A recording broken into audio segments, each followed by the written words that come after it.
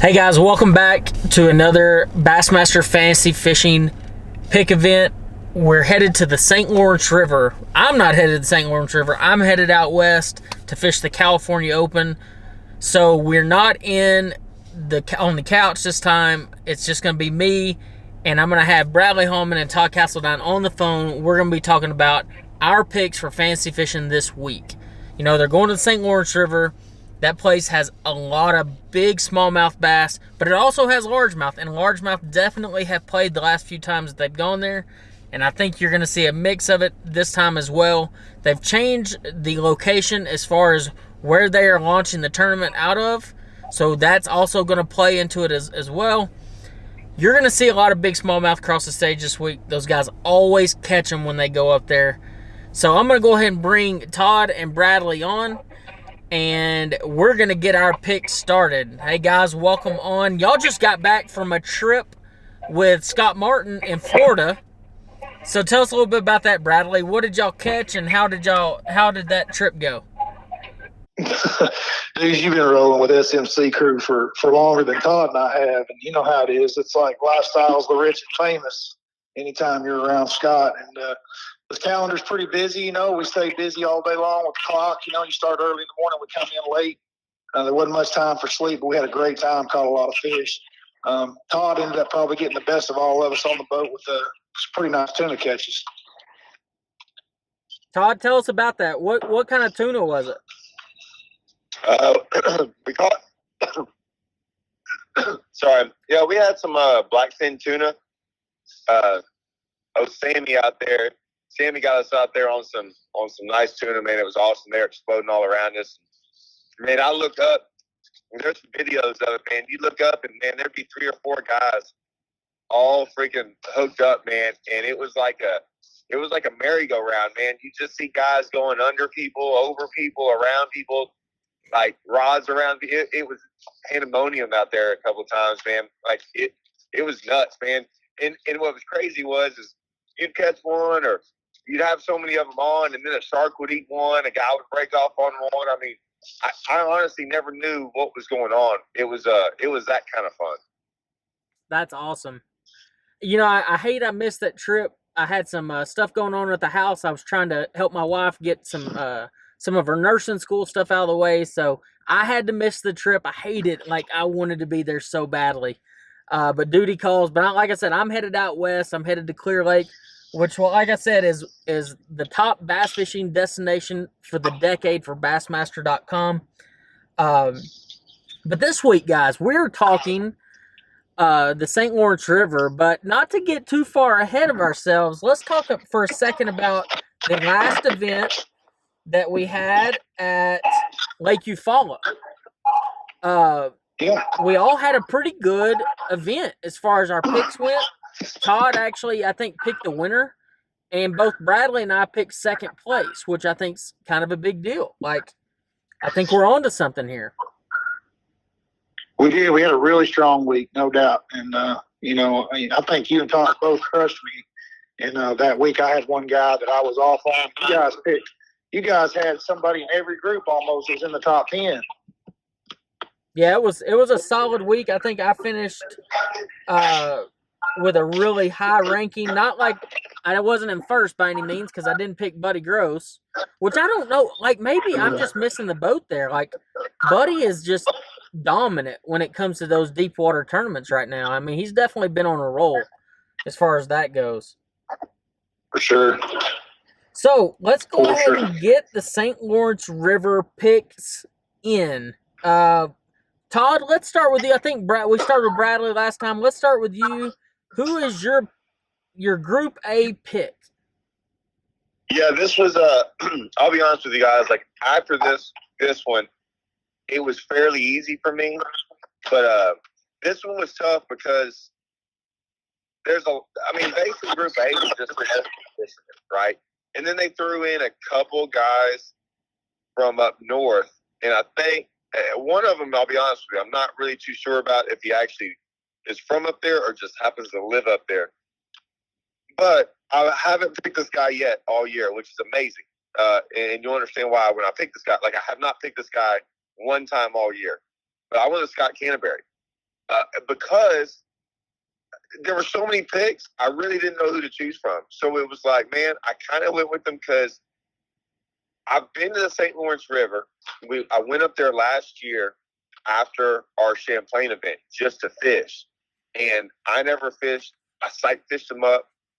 Me and my wife went up there and smoked on them. They were all shallow.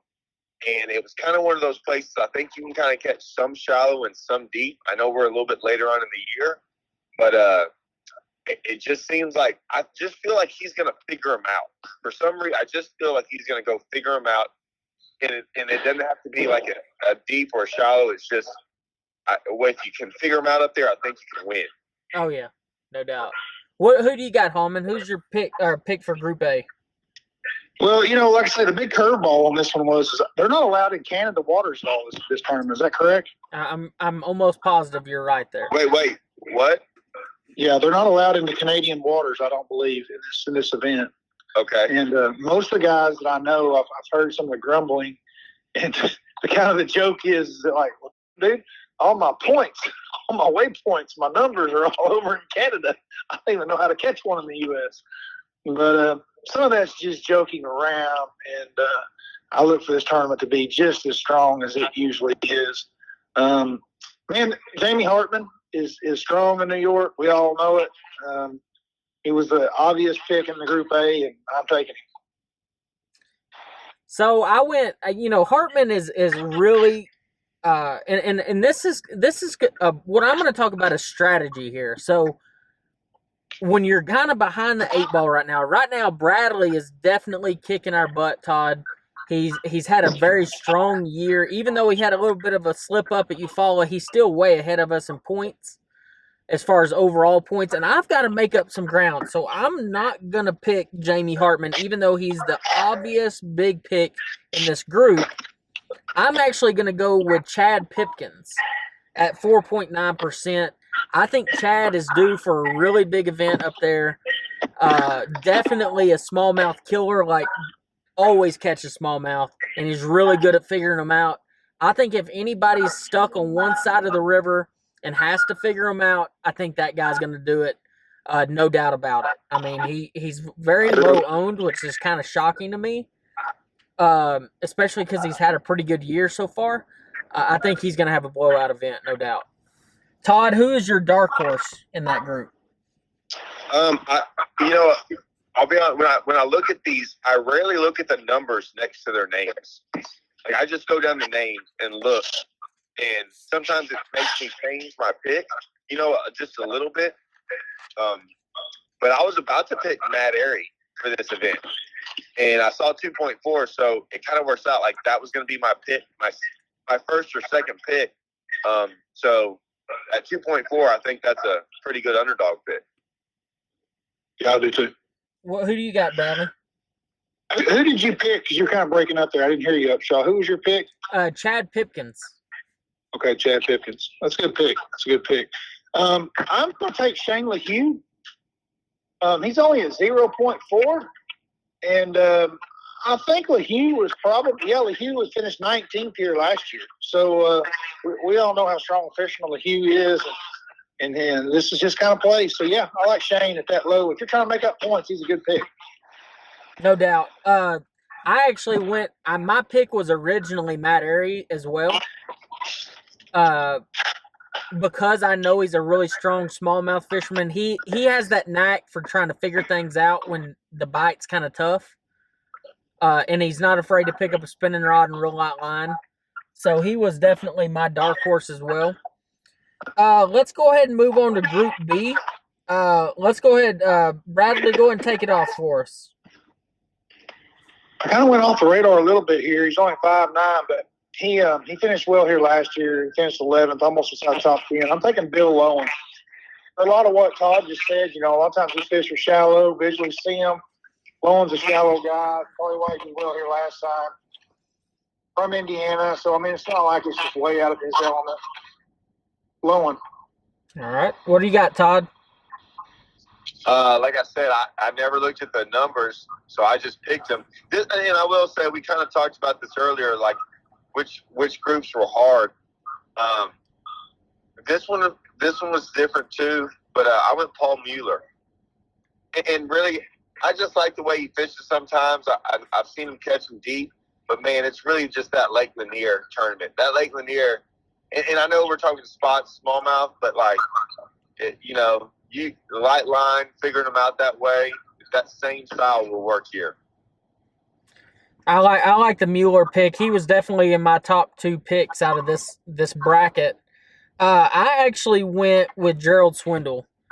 Swindle's been there a bunch of times, and the one thing I've always noticed about Gerald, when the smallmouth are shallow, and I think that the smallmouth will be shallow there, he really does good. And I think he's going to have a strong event at this tournament, and mainly because he's not as high up in points as he'd like to be. So I think you're going to see a really strong New York series for him out of 2 events. I think you're going to see him do well in both events, actually. Hallman, who do you got as your dark horse? Wild card, dark horse. Yeah. I think Swindle's a good pick. Even though he's 8.9, I think he's a good pick. If you want something that's really out there, David Mullen, somebody that came to mind. I thought Mullen's a good pick also. Who do you got, Todd? I don't know why, but I couldn't really figure out a good reason for anybody, but I just think Ray Hanselman's due for a good one. Sometimes you just get, listen, he ain't afraid of no clear water. I mean, he lives on one of the clearest lakes in Texas. You know what I'm saying? So, I mean, you can see 20 foot down there. So, I mean, I think he can figure something out down there. No doubt. I agree completely. I think he's going to have a strong event. Mine is not necessarily, we always look at dark horses as like 0.4 or 0.10 or 2 or whatever. Mine is actually John Cox, because if anybody can figure out how to make a top 10 on largemouth, it's that guy. I agree. And if those smallmouth are shallow and spawning, especially if there's still some spawning, he's going to be hard to beat. I mean, he's one of the best sight fishermen in the country. He's proven that time and time again. If you want somebody that's low owned and you want to make up some ground, John Cox is definitely a good pick. So Group C, I'm going to actually take the head on that. There's obviously 3 guys in this particular bracket that are heavily owned and for the right reasons. They're all 3 hammers. They all 3 can catch smallmouth as good as anybody. I took the lesser owned at Brandon Polnick. He's obviously won there before. Man, Polnick's just an animal, man. He catches them. And he always figures out that real off-the-wall deal. Now, granted, when he won there, he ran all the way out into Canada and ran a long ways. But he's really good at figuring out that off-the-wall pattern. And I think this week, he could be that guy again. I really do. Who do you got, Hallman? Man, I hope my Canadian buddies up north are listening to this. Let's start from this group on, dude. I'm just going to throw it out there. I'm Canuck all the way. Canadian's going to win this event. I'm taking the Canadian in every single group from here on out. Anybody else that chooses to do otherwise has lost their mind. A Canadian is going home with this trophy. It's going down in 2020. Gussie. Yeah, could have been my pick. It was hard for me not to pick Polnick. He's so good at winning tournaments. So, Todd, who do you got? Me? Yeah, you. All right, so like I said, I've only been here once. I get it. It was around this time last year, and I went down and smoked on them sight fishing. But for about an hour, I went through a small swim bait and caught some, and I was like, oh man, I could spend another day up here doing this. So I'm going to pick the best small swim bait fisherman on there. I think y'all know who that's going to be, Chris Zaldane. No doubt. So I think it's really easy in this group to pick a dark horse because there's so many low-owned people in this group. So there's a lot of opportunity here to make up ground. If you need to make up ground and pick somebody that's low owned, this is a good one to do it in. I'm actually going to go Hunter Shyrock. He and his brother spent a ton of time on smallmouth. They're actually really good smallmouth fishermen. I know they fished Erie a lot, so they understand smallmouth. They especially understand current-related smallmouth, and that's what you're dealing with in the river. You've got, if they're spawning, it's one thing, but if they're out there in those current breaks, he's going to have an upper hand. He's going to understand it. So I'm going to go Hunter Shyrock if you need to make up some ground. Who do you got, Bradley? The only problem I got with this pick is that I get no points for this. That's the problem. It's Brian Schmidt all day long, boys, and he will be there at the end of this one. He loves the state of New York, always catches smallmouth up there. Next tournament at Champlain, he won't be my secondary pick. He'll be my first. But if you guys want a talented dark horse, this one's it. Who you got, Todd? Man, it's Austin Felix or Jay Yellis, and I can't figure it out. But, man, I think Austin Felix is probably – Oh, I didn't even see Felix. I think that's a solid. How is he only 0.7? I do too. Yeah, he's 0.7. Like, what is he, 0.7? Yeah, if I'd have seen him, he'd have been my dark horse. Like, I don't know. He's pretty dang good, and he's one of the best smallmouth fish. He is one of those guys that can pick up a black hair jig and will absolutely dominate with it. I've seen him do it too many times, and he definitely could dominate in this event with that, and he's 0.7. Yeah, he's going to catch him. All right, so Todd, go ahead and take it off in Group D. I think everybody's going to have a pretty consistent pick here. But go ahead. Let's see what you got. Me and Hallman, do you want to go at the same time? I mean, we could probably you already know my pick. I'm Canada. Yeah, guys, I mean, I don't know what Hallman's going to pick, but it's pretty easy. Let's just go ahead and say it. 1, 2, 3, Corey. I mean, that's my pick as well. I mean, you gotta, there's a point in time where you gotta roll the dice and gamble. This is not one of those gambles. He is going to catch him in this event. Yeah.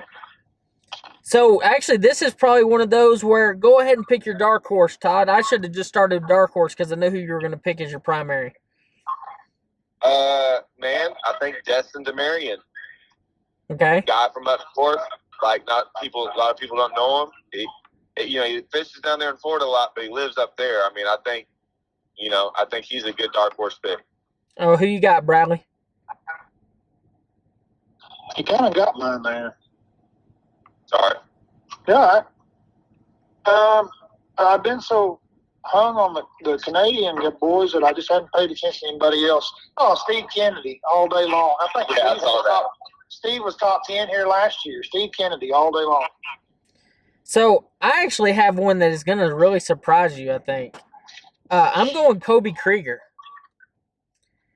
He is from Florida. He's 0.9%, so he's very low owned. But I think he's going to have a good event up there. Like, I got this sneaking suspicion that he's going to do well. So, Group E is next. I would just say Bradley, but we already know who he's picking. I feel like I've got a pretty good adjustment and know that the Todd's going to pick the same guy. Let's just all say Chris Johnston. Chris Johnston. If you don't pick him, you're losing your mind. Like, just the Canadians are going to rock out this week. They're going to catch them. There's no question about it. They're going to catch them. They're going to do well. So let's go ahead and Hallman. Let's go ahead and hear your dark horse for Group E. Dark horse for Group E. I think that my boy Brian Snowden had a top 10 here last year, and he's sitting down there. Snowman's only 4.5. That's not a real dark horse. If you guys really want to come back on some points, it's a really hard one there. Golly, like everybody's. Chad Morgan Taylor at 1.1. I'll take Morgan Taylor at 1.1%. All right. Well, I'm going to go ahead and go because I want to go next. I'm going to go Bernie Schultz. Bernie. For 2 reasons. Sight fishing, if it plays, he can catch them. And secondly, he's fished the elites for a long time. He's been there a lot of times. If anybody has extra juice on the American side, he's going to have it because he's fished it so many times. And I'm telling you right now, there's nothing that can replace time on the water. He's been there a bunch, and there's a lot of young guys in this group that have never been there before. So he's going to have that opportunity. Obviously there's guys like Clun that have been there a bunch. He's been there a bunch. Snowden's been there a bunch. Whenever you look dark horses, your veterans are going to show up. They always do. So it's hard not to pick a Bernie Schultz. What you got, Todd? Well, I mean, y'all picked every single veteran, and Greg DePalma, I can't pick. Yeah, he's at 16. I want to go. Is 7.8 an underdog? Yeah, well, we can call 7 point. I mean, because we're not looking at just 1.2, 1.8. This is all the dark horses mainly. If you've got to catch up on points, you pick somebody that. If you just needed to catch up, who would you pick? I mean, Greg DePalma is my second, but I'll go Bob Downey. Okay. At least he's further down there. I think that's some good picks, guys. I mean, it's hard to split it up when you have a good group of Canadians that can catch them on those smallmouth places. And Andrew, I don't want to pick a guy. Like, I don't want to pick someone just because he's low in the points. Yeah. Like, I want to pick a guy who actually thinks he's going to catch him, and actually, like, picking some guy low in the points who I don't know if they're really going to catch him doesn't help you. No, not at all. You know what I'm saying? So I'm not going to lie. I don't care. Like, Greg DePalma would be I'll pick Bob Downey because I can't pick the second best guy. But I mean, I just don't want to pick another guy just because he's at 0.5 when. Yeah, no, I get it. No, I get it completely. It's a tough one, man. That was a tough one because y'all picked my other two. That I agree with y'all on the whole veteran thing. Like, there is something to be said to a guy who's lasted for a long time, man. Like, they can sometimes go out there and just catch them no matter where they're at. Yeah, I agree. So y'all picked some pretty good picks. So we've done that. Let's hit the tiebreaker. Todd, hit it off. What do you think the 4-day wait will be? Like, man, this is so scary. Because I'm scared y'all are going to do, like, no way more than me and research this. And so I don't know why. I don't even know if I'm going to be embarrassed when I say this, but 83.6. You're kidding me. Did you do that with zero research? Honestly, I think you didn't you? It's a very, very, very, very good guess. Are you serious? You want to know that would have been 5th place last year. You want to know what's really insane? I literally picked 83.6 as well. I'm not even kidding. I had it typed on my computer, and you just said it. Dude, I literally thought, I was like, man, they're gonna laugh me out. Like, they're gonna pick 100 and stuff. I'm like, I don't know. I just remember that, like, those smallmouth places. Wow. I remember, I think last year, them. Some of the guys on the third and fourth day started struggling to catch like 15 pounds. Oh yeah, it gets hard. And so it gets hard. That came in my head, and so that's why I went with that. It's just crazy. We literally picked the exact same weight. Are you serious? I mean, dude, to the ounce like that. How do you do that? I'm not kidding. I don't know. I got scared when Hallman started talking after I said it because I was like, oh my gosh, I'm gonna feel like an idiot after this. Oh, dude, you're very close. I'm actually going to go 82.5. I'm going to do a little bit more than y'all. It took 87.4 last year to win, but that had all of Canadian waters open to them. So I would think the weights have to come down just because of the fact that they have less water to fish. So you're telling me all three of us, without any talking, just picked a pound of each other? Oh, yes. Yeah. That's incredible. That is We've been fishing a long time, Bubba. Yeah. Good point. That is crazy. Well, guys, that's going to wrap up our Bassmaster Fantasy Fishing picks for the St. Lawrence River. Thank you for joining us. If you made it this far, make sure you subscribe to Andrew Upshaw Fishing and go check out Todd Castledine and Bradley Hallman on YouTube. They also have some great content. I'm going to tell you right now, they make me laugh all the time. There's no question. Hey, and if you can, make sure you sign up to do Bassmaster Fantasy Fishing. You're going to learn a lot. You're going to have a lot of fun. And thank you again. Make sure you check it out next time at Lake Champlain. I can promise you, every one of us have been to Lake Champlain, have fished events there. We have some very good insight on that place, and we know exactly who you should pick. So make sure you stay tuned the next time we have this show. All right, cool.